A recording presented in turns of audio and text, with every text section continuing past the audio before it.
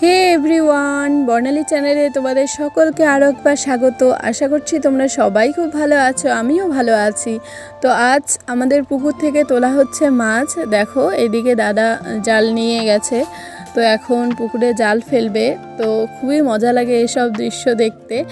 তো ছোটোবেলায় যখন আরও ছোট ছিলাম তখন এসব বসে বসে দেখতাম, তো বেশ মজা লাগতো আর কি।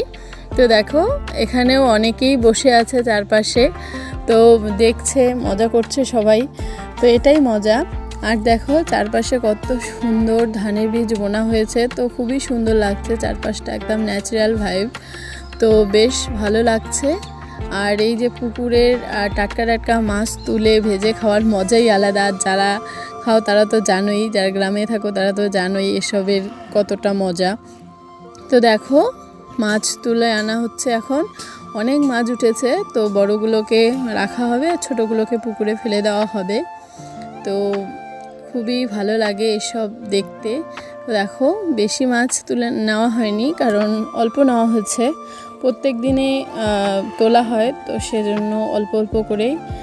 তো আমার ভিডিও তোমাদের কেমন লাগলো অবশ্যই তোমরা আমাকে কমেন্টে জানিও। আর ভিডিওটি ভালো লাগলে লাইক, কমেন্ট ও শেয়ার করে দিও।